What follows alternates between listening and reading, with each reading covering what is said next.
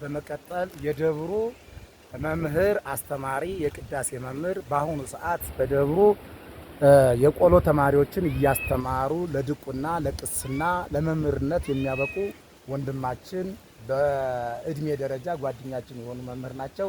እስቲ ወደ ስሞትን ያስተዋውቁንና ወደ መምህር ይትባረክ ድምፅዎትን ከፍ ያድርጉልን። መምህር ይትባረክ እባላለሁ እና እዚህ ቦታ ላይ በአብነት መምህርነትና በስብከተ ወንጌል ኃላፊነት እንግዲህ እዚህ ቦታ ላይ ያገለገልኩ ነው የሚገኘው። ይኸውም እንግዲህ 2011 ዓመተ ምህረት ነው እዚህ ቦታ ላይ የመጣሁት ማለት ነው። እና ይሄ ቦታ በጣም ታሪካዊ ቦታ ነው። ከምንም በላይ እጅግ አስደናቂ ፋውስ አለው። እዚህ ቦታ ላይ የተናገሩትን ለካህናተ ሰማይ ሰው ብሶቱን ለካህናተ ሰማይ ተናግሮ አይቀርበትም፣ ፈጥኖ ይደርስለታል፣ ፈጥኖ ይደረግለታል ማለት ነው። እግዚአብሔርን በሰጣቸው ቃል ኪዳን መሰረት እንግዲህ በካህናተ ሰማይ ስም የተማጸነ ሰው ጥያቄውን ፈጥኜ መልስለታለሁ ነው የሚለው ቃል ኪዳናቸው ማለት ነው በድርሳነ ካህናተ ሰማይ ላይ እና ስለዚህ እስራው አርባዕቱ ካህናተ ሰማይ የሰማይ ካህናት ናቸው።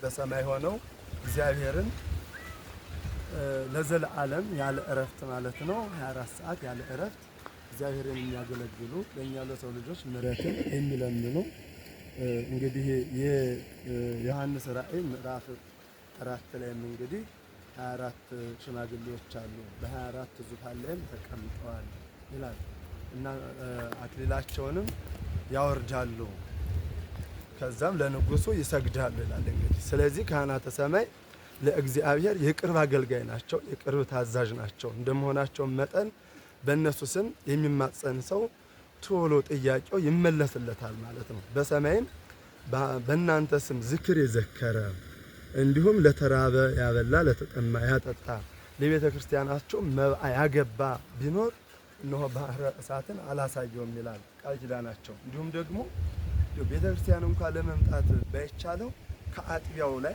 አፈር ዘግኖ ሄዶ በመቃብሩ ላይ አብሮ የተቀበረ ሰው ከዚህ ከካህናተ ሰማይ አፈር ጋር አብሮ የተቀበረ ሰው እንረዋለሁ ባህረ እሳትን አላሳየውም ይላል ማለት ነው። እና ስለዚህ ቦታው ታምረኛ ነው፣ እጅግ አስደናቂ ነው። እና እነሱ የሚያምን ደግሞ እዚህ ቤተክርስቲያናቸው መጥቶ የተማጸነ ሁሉ ባህረ እሳትን እንደማያይ ነው እንግዲህ ማለት ነው። ይሄ ያስረዳል ራሱ፣ ይሄ ራሱ ምስክር ነው ማለት ነው። እና ስለዚህ ይሄ ቦታ ጥንታዊ ነው። በመሰረቱ አባታችን የደብሩ ምክትል ሊቀመንበር እንደተናገሩት ታሪኩ እስካሁን አልተነገረም። አሁን ግን የካህናተ ሰማይ ፈቃዳቸው ሆኖ እንግዲህ ታሪኩ እንዲነገርና ይህም ቦታ ህዝብ እንዲያውቀው የእግዚአብሔር መልካም ፈቃድ ከሆነ ይህ ቦታ በጣም ጥንታዊ ነው። እንግዲህ ቁልቢ ገብርኤል ከዚህ የተነሳው እና ሌሎቹም ብዙዎች እንደተነሱ ከዚህ ቦታ ላይ ይሄ በቡልጋ የሚገኘው የኤሽጎጌ እስራ ወአርባዕቱ ካህናተ ሰማይ እንደ ኢትዮጵያ እንግዲህ ከቀደሙት ነው። ኢትዮጵያ ላይ እንግዲህ ብዙ ገዳማት እንዳሉ ይታወቃል። ታሪኩ ላይ ቁልቢ ገብርኤል ታሪክ ላይም እንደምናገኘው ማለት ነው። አሁን መጽሐፉም ይሆን ታሪኩ ማለት ነው። እና ስለዚህ እዚህ መጽሐፍ ላይ እንደምናገኘው እንግዲህ በቀደመው እንግዲህ በኤርትራ እነ ደብረ ሲና ማርያም፣ በወሎ እነ ተድባበ ማርያም፣ በጎጃም እነ መርጦ ለማርያም፣ በዚህ በሰላሌ እነ ጉሃ ጽዮን ማርያም፣ በደቡብ በኩል እነ ብርብር ማርያም እነዚህ ሁሉ አሉ። ከነዚህ ውስጥ ነው ቁጥሩ። ይሄ ቤተክርስቲያን ጥንታዊ ነው። እንደ አፈ ታሪክ እንግዲህ ወይም በትውፊት አባቶች ሲናገሩ ረጅም እድሜ ቢያንስ ቅዱስ ገብርኤል ከዚህ እንደሚሄድ አባታችን እንዳሉት ከዚህ እንደሚሄድ ቅዱስ ገብርኤል አባ ሊዮይና ቅዱስ ገብርኤል የተነጋገሩት ማለት ነው። ወደ ሐረር ይሄድ ከዝዋይ አባ ሊዮይ ከዝዋይ ወደ ቁልቢ ሲሄዱ ወደ ማሳይ ቦታ ሄድ፣ ወደ ሐረር ወደ ምስራቅ ግባ፣ እዛ ቦታ ላይ ቁልቢ የሚባል ቦታ አለ። ስለዚህ እዛ ዋሻ ታገኛለህ፣ እዛ ቦታ ላይ አንተ እኔን እያገለገልክ እዛው ትሞታለህ ይላል። ትልቅ እድል ገጥሟቸው እሳቸው ከቅዱስ ገብርኤል ጋር ኖረው እንግዲህ የዓለም ጊዜያቸውን ምድራዊ ህይወታቸውን የፈጸሙ አባት ናቸው። ስለዚህ ይህን ታሪክ በመጨረሻው ጊዜ ከትንሽ ዓመታት በኋላ ከተወሰነ ዓመታት በኋላ የሀገሩ በዲ ይሆናል፣ ውድማ ይሆናል፣ ባዶ ይሆናል ይላል። ይህን የተናገሩ መቼ ነው? ዮዲት ጉዲት ነበረችው። 40 ዓመት ያህል ቆይታለች በአፄ አንበሳዎች ዘመነ መንግስት ጊዜ ወይም በ842 ነው የወዲት ጉዲት የተነሳችው። ስለዚህ እሷ 40 ዓመት ገዝታ እንግዲህ በ82 ዓመት እግዚአብሔር እሱ በኃይሉ አጥፍቷታል። የሰው ኃይል እንኳን አልተቋቋማትም ነበር። እግዚአብሔር ግን ኃያል ነው። የኛ ቤተክርስቲያን ኃያሊት ነች፣ መዋዕት ነች፣ ለጠላት የማትሸነፍ። ስለዚህ ያን ሆኖ ከዛ በኋላ በዚህ ጊዜ ማለት ነው አጠር እንዲል ነው ታሪኩ። ቅዱስ ገብርኤል ለአባ ሌዊ በመጨረሻው ጊዜ ይሄ ቦታ ይቅርታ ከተወሰነ ጊዜ በኋላ ቦታው ውድማ ይሆናል፣ ሰው አይኖርበትም ብሏል። ለምን? ግራኝ መሐመድ መጥቶ ነበር ደግሞ በ16ኛው ክፍለ ዘመን። የወዲት ጉዲት በ9ኛው ክፍለ ዘመን ነች። ከዛ ቆይቶ ግራኝ መሐመድ መጥቶ ነበርና ያው ብዙ ችግር ነበረ፣ ቦታው ላይም እንደዛ ነበረ። ከዛ በኋላ ደግሞ በ1880 ዳግማዊ አፄ ምኒልክ ሀገሩን አቅንተው አስተካክለው